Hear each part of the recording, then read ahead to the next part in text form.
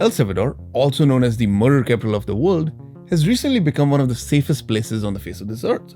And this is all thanks to their cool dictator, the guy who self-proclaims to be a dictator. So in today's video, we try and understand how El Salvador became the murder capital of the world to begin with. Then we see what was US's involvement in all of this. And we also look at who is this guy who's self-proclaiming himself to be a cool dictator, and what are his tactics that have worked so far. So let's get started. El Salvador is a small country located in Central America.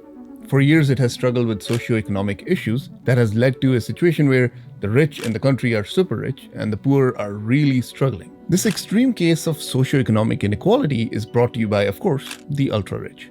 The ultra-rich has overwhelmingly benefited initially from the cash crop of indigo and later on from the cash crop of coffee. And to make matters worse, majority of the politicians that serve the country are coming from these ultra-rich houses, or they're endorsed by these ultra-rich families.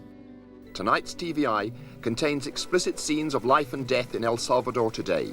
A country no larger than Wales is torn by civil war and terror. All of this socio-economic inequality, combined with the interference from USA and USSR, led to the start of a civil war in the year 1979. The civil war was long and brutal. About 80,000 Salvadorians lost their lives. Meanwhile, about 1 million of them were displaced and became refugees. About 500,000 or 600,000 people sought refuge in USA.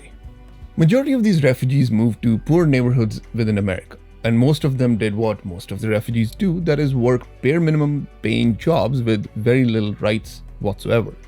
It was the kids of these refugees who felt stuck in the situation with no real options in life.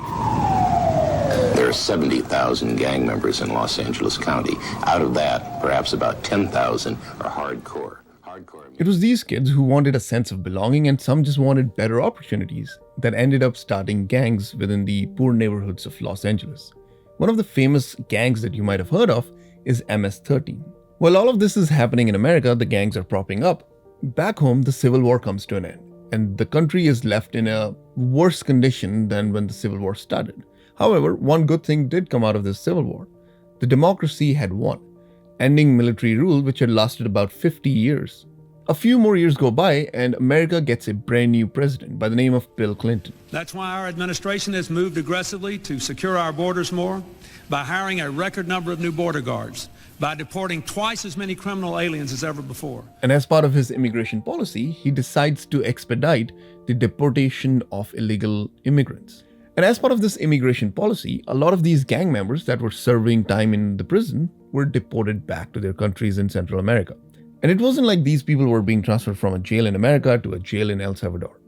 They were just being deported and let to roam free, because a lot of these people were minors, and at the time, El Salvador couldn't persecute minors for their crimes that happen in a foreign country. And that's exactly where this current day gang issue that El Salvador faces began. They would just get off the plane and quickly started branches of those gangs that became even more powerful and ruthless, because a lot of these gang members who had just landed in El Salvador brought along with them the gang culture, the urban warfare tactics, and especially their criminal networks that they had established in the prisons. And to make things worse, El Salvador at the time was full of foot soldiers who had just gone done fighting the Civil War, who were jobless and had no prospects, who made perfect recruits for these gangs. And within no time, a system of hierarchy and turfs was established within El Salvador. Different gangs controlled different parts of the cities, and people were afraid of moving from one region to another just for the fear of their own lives. At the peak of the situation, there was one murder happening per hour. If I draw a box representing the population of USA and El Salvador, and then I compare it to the number of homicides, it is a lot easier to process just how dangerous the country was. And in all of this, it is the common people who are struggling. Rapes, murders, and beatings were just a common thing for the people to suffer through. Now, you may wonder, what's the police doing in all of this? Why is no one doing anything about this gang infestation? There was a big issue with the police system at the time. People feared the police just as much as they feared the gangs. You see, a lot of the police force was on the payroll of these gangsters.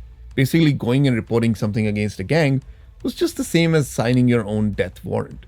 It wasn't just the police either. The two main political parties that operate within El Salvador spent years blaming America for this gang infestation. And every time there were elections, these political parties would use these gangs as the talking point instead of focusing on other issues like lack of institutions, lack of education, lack of infrastructure, all the things that El Salvadorian politicians should be dealing with. This was made the main focus. Thousands of migrants from Central America are gathering in Guatemala for an expected push north towards the United States. This increase in gang violence over the years has led to its own issues for America, who has seen a significant rise in refugees over the years. And in all of this comes our self-professed coolest dictator of the world, Nayib Bukele. Now, Bukele also comes from a rich family. He went to a private school and worked in his father's marketing company. At the age of 18, he was made the president of this marketing firm. Early on in his career, he became the publicist and the political advisor to one of the two political parties within the country. And it was using these connections that he had that the first step he took was to run for the mayor of San Salvador. As the mayor of the city, he was able to regain control of certain regions which were completely lost to the gangs, which was seen as a popular move by many of the people within the country. However, the media at the same time was reporting that Bukele was negotiating with gangs, and that's how he was able to bring about this change. Being really good at marketing, he knew presidency wasn't far, and he built his platform on what he had done in San Salvador. He used it as an example of how he's going to fight the crime throughout the country. And just like that, in the February of 2019, he became the president, becoming one of the youngest presidents Central America has ever seen. Some of you may at this point be wondering, why is negotiating with these gangs a bad thing? There's a big issue when it comes to negotiating with gang members who are already in the prison cell. You see, you don't have much to offer them unless you just free them, which you can't do. In case of Bukele, it was revealed that his administration offered the gang leaders money and prison privileges like cell phones and sex workers. This access to money and cell phones allows these gangsters to just run their gangs out on the streets while they're protected by the government from being shot by another rival gang. You see, this completely negates the idea of even imprisoning these people to begin with. It also raises a further question. What if these gangsters want more money? All they have to do is increase the homicide again. Because once again, you have no leverage. You are already imprisoning these people. They are already in the prison. Now, Bukele has over the years claimed that he does not negotiate with the gangs, and if anything, he's criticized the previous governments for having done so. You see, this decrease in homicide that he likes to take full credit for was actually initiated by the government before him, that clearly negotiated with the gangs. Starting in 2016, the homicide rate was already on its way down. And it was using this same reduction in crime and his marketing skills that his party was able to win an overwhelming majority in the Legislative Assembly. After winning this Legislative Assembly, the first thing he does is get rid of all the senior judges in the country, replacing them with people who are loyal to him. And the second thing he did was fire the Attorney General, the same guy who was investigating his administration for corruption charges. Very convenient. And when the media raised questions about all of this happening, he just decided to declare himself as the coolest dictator in the world. And funny enough, the rest of the population in El Salvador thought it's just fine. They were fine with it because, again, the crime rate was going down. However, the peace wasn't going to last forever. In the March of 2022, the gangs were on a killing spree. 62 people died on a Saturday, a single Saturday. This was the worst day the country had seen in the last 20 years for homicides. Now, some of the people in the country theorized that this spike in violence was due to the falling apart of the negotiations between the government and the gangs. Bukele uses his power in the Legislative Assembly and declares a state of emergency, taking over full control of the government. Under this state of emergency, the law enforcement could just detain people for longer. They could surveil people's phones. Basically, there were no civil rights left anymore. Meanwhile, people who are being detained were not being processed by the civil courts or anything. They were just being detained for an indefinite time.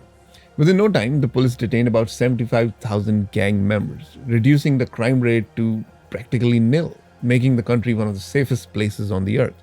Now, in theory, the system was working. However, when you take the iron fist approach, you're going to have a certain margin of error. A certain number of people who have nothing to do with gangs will be picked up and will go through the system for no good reason. Now, he has taken a few steps in order to improve the socio-economic status within the country. However, how effective these programs are is only going to be found out perhaps in the next few years because these programs take time.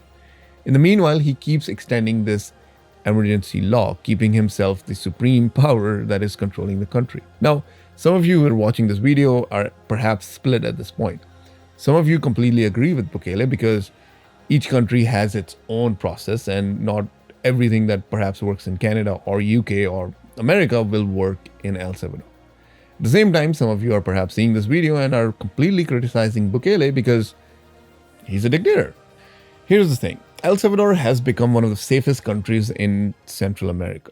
And there is a certain section of the society that is paying the price for it through the margin of error. Now, if the country gets out of this situation they are in, this all will be in the past. No one will care about this margin of error. However, the truth is quite simple. Absolute power corrupts. And right now, the steps Bukele is taking point towards centralization of power. And 9 out of 10 times when a leader centralizes power or takes over so much control, things don't end well. Once in a while, there are benevolent dictators, like in the case of Singapore, who take the country upwards. But majority of the times, dictators do run the country into the earth. So, only time will tell how this goes. That's it for this week's video, and that's how El Salvador became one of the safest places in the world from being the murder capital of the world.